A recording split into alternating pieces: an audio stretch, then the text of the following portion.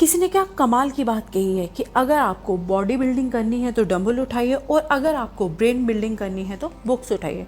नमस्कार दोस्तों, stories bye Radhika में आप सबका स्वागत है। दोस्तों, इस दुनिया में हर व्यक्ति कामयाब और अमीर बनना चाहता है और हमेशा यही सोचता रहता है कि काश मुझे वो सीक्रेट मिल जाए जिससे मैं अमीर बन सकूं। तो दोस्तों, यदि आप सब भी अमीर बनना चाहते हैं और अमीर होने के सीक्रेट्स को समझना चाहते हैं तो आपको think and grow rich book से शुरुआत करनी चाहिए। ये बुक आज तक की लिखी गई सबसे बेहतरीन फाइनेंशियल बुक्स में से एक है, जिसे मशहूर लेखक नेपोलियन हिल ने लिखा है। ये बुक केवल फाइनेंशियल प्रॉस्पेरिटी पाने तक ही नहीं, बल्कि ये एक मोटिवेशनल पर्सनालिटी डेवलपमेंट और सेल्फ हेल्प बुक है।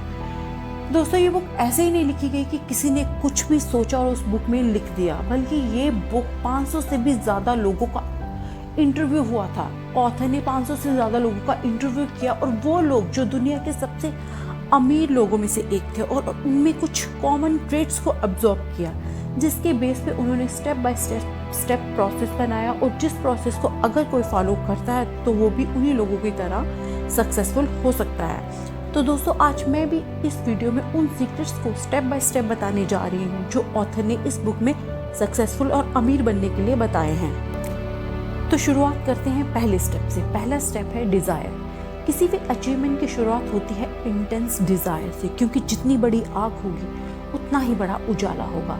दोस्तों, एक होता है कि हमें कोई चीज़ चाहिए और दूसरा होता है कि वो चीज़ हमें चाहिए ही चाहिए, किसी भी कीमत पे चाहिए। इसी को बोलते हैं बर्निंग डिज़ायर। एडवर्ड बर्न्स ने भी ऐसा ही किया था। दोस्तों, उसका एक डेफिनेट डिज़ायर था कि कुछ भी हो जाए मुझे थॉमस अल्वा एडिसन के साथ काम करना है, और उन्होंने ये काम कर दिया। इसी को कहते हैं इंटेंस डिज़ायर, बर्निंग डिज़ायर।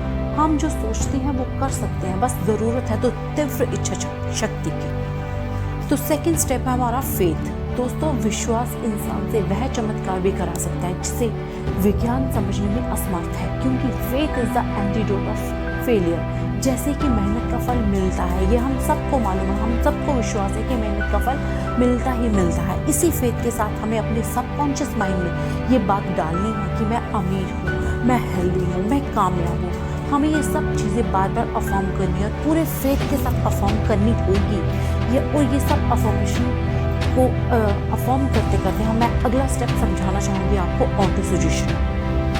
दोस्तों, ऊपर कही गई अफर्मेशन को खुद को बार बार बोलना ही ऑटो सजेशन कहलाता है, और यही ऑटो सजेशन जब हमारा सबकॉन्शियस माइंड ग्रहण करता है तो वह तुरंत उस पर एक्शन लेता है। दोस्तों, अगला स्टेप है हमारा specialised knowledge. Knowledge is the key of every problem, और उसी नॉलेज को यूज करने का स्किल होना स्पेशलाइज्ड नॉलेज कहलाता है। हमें अपने गोल को अचीव करने के लिए उससे जुड़ी हुई तमाम जानकारी हासिल करनी चाहिए। इसके लिए हम उस फील्ड से जुड़े कुछ सक्सेसफुल लोगों के सेमिनार अटेंड कर सकते हैं, उससे रिलेटेड कुछ बुक्स भी पढ़ सकते हैं। पांचवा स्टेप है इमेजिनेशन। दोस्तों, इमेजिनेशन पावर से हम अपना कोई भी सपना पूरा कर सकते हैं। किसी भी बड़ी उपलब्धि की रचना इस भौतिक जगत में सबसे पहले इंसान के मस्तिष्क में हुई, क्योंकि इंसान जिस चीज़ को इमेजिन कर सकता है उसको बना भी सकता है, क्योंकि इमेजिनेशन इज़ अ वर्कशॉप। यहाँ इंसान के द्वारा बनाई गई सभी प्लानिंग को शेप दी जाती है, इसलिए इमेजिनेशन का सहारा लेकर हम अपने गोल को अचीव कर सकते हैं। सातवां स्टेप है ऑर्गेनाइज्ड प्लानिंग। सही काम को सही प्लानिंग के साथ करना ही ऑर्गेनाइज्ड प्लानिंग कहलाता है, क्योंकि कोई भी प्लान परफेक्ट नहीं होता, उसे परफेक्ट बनाना पड़ता है। जैसे एक लोहार लोहे को पीट कर एक शेप देता है, उसी तरह हमें भी अपने प्लान्स को ठोक ठोक कर जांच परख कर परफेक्ट प्लान बनाना ही पड़ता है। दोस्तों, अगला स्टेप है डिसीजन। जो लोग निर्णय लेने की क्षमता रखते हैं वही अपना लक्ष्य आसानी से हासिल कर पाते हैं, क्योंकि ज़्यादातर लोग अपने टैलेंट को करने की आदत की वजह से अनसक्सेसफुल होते हैं, और सक्सेसफुल लोगों की खास आदत होती है कि वे अपना कोई भी निर्णय बहुत जल्दी लेकर उस पर बने भी रहते हैं। अगला स्टेप है परसिस्टेंस, यानी दृढ़ता। ऑथर कहते हैं कि यदि आपके अंदर अपना गोल अचीव करने के लिए दृढ़ता नहीं है तो आप अपना गोल कभी भी आसानी से हासिल नहीं कर सकते, क्योंकि दृढ़ता की कमी पर विजय पाना पूरी तरह से व्यक्ति की तीव्र इच्छा शक्ति पर निर्भर करता है। दोस्तों, अगला स्टेप है पावर ऑफ मास्टरमाइंड। कुछ बड़ा हासिल करने के लिए हमें वैसे ही लोगों के साथ रहना होगा जिनका विजन ब्रॉड हो। इसके लिए हमें अपने आसपास मास्टरमाइंड लोगों का ग्रुप तैयार करना होगा जो कि हमारी नॉलेज को बढ़ाए और हमारा लक्ष्य हासिल करने में हमारी मदद करे। दोस्तों अगला स्टेप है सेक्स ट्रांसम्यूटेशन। ह्यूमन हिस्ट्री में 10 पावरफुल इमोशंस में से सबसे पावरफुल और टॉप मोस्ट पे है सेक्स इमोशन। और ये दोस्तों ये इमोशन ये है कि किसी एनर्जी को कन्वर्ट करके उसको दूसरा रूप देना ही ट्रांसम्यूटेशन कहलाता है। उन 500 वेल्दी और पावरफुल लोगों ने अपनी इसी सेक्स इमोशन को ट्रांसम्यूटेट करके क्रिएटिव एनर्जी में लगाया। दरअसल दोस्तों ये और कुछ नहीं हमारी विल पावर की एक्सरसाइज है जिसे करके हम अपनी क्रिएटिव एनर्जी के द्वार खोल सकते हैं। दोस्तों 11 स्टेप है हमारा पावर ऑफ सबकॉन्शियस माइंड। जैसा कि हम सब जानते हैं कि हमारे माइंड के 2 हिस्से होते हैं, एक सबकॉन्शियस माइंड, एक कॉन्शियस माइंड। कॉन्शियस माइंड का काम है सोच विचार करना और सबकॉन्शियस माइंड का काम होता है उस सोच विचार पर यकीन करना। सबकॉन्शियस माइंड पर हमारा कोई कंट्रोल नहीं होता। जैसा हम सोचते हैं सबकॉन्शियस माइंड पूरी तरह उस पर यकीन कर लेता है।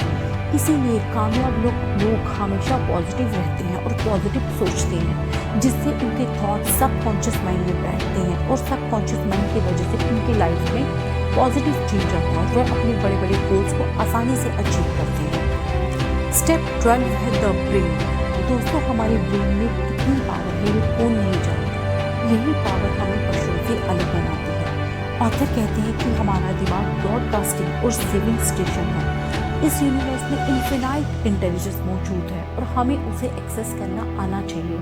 हमारे दिमाग की थॉट से वाइब्रेशन ब्रॉडकास्ट होती है और क्रिएटिव इमेजिनेशन रिसीव होती है। हर इंसान की अपनी एक अलग वाइब्रेशन होती है, क्योंकि जब हम किसी सक्सेसफुल पॉजिटिव इंसान से मिलते हैं तो हमें पॉजिटिव फील होता है और दूसरी तरफ जब हम किसी दुखी या नाकामयाब इंसान से मिलते हैं तो दोस्तों हमें नेगेटिव फील होता है। ये और कुछ नहीं वाइब्रेशंस का कमाल है, ये उस इंसान का ऑरा है जो हमें ये सब फील करवाता है। तो दोस्तों इसीलिए हमेशा अपनी वाइब्रेशंस को हाई रखते हुए इस यूनिवर्स से क्रिएटिव इमेजिनेशन को रिसीव करते रहें। दोस्तों लास्ट स्टेप है हमारा 6th सेंस। हर इंसान में 5 सेंसेस होती हैं, मगर ये जो 6th सेंस है ये इंसान के सबकॉन्शियस माइंड में होती है। दोस्तों हम सब के साथ कभी ना कभी ऐसा ज़रूर होता है कि जब हम किसी खास काम को करते हैं या जब हमारे अंदर से फील आता है कि हमें ये काम करना चाहिए, हम उस काम को करते हैं और हमें सफलता भी मिलती है। तो दोस्तों ये होती है 6th सेंस और इसी को गट फीलिंग भी कहते हैं। ऑथर कहते हैं कि हम सबको 6th सेंस को डेवलप करने के ऊपर काम करना चाहिए और उसे प्लानिंग के साथ एग्जीक्यूट करके अपनी लाइफ को और बेहतर बनाना चाहिए।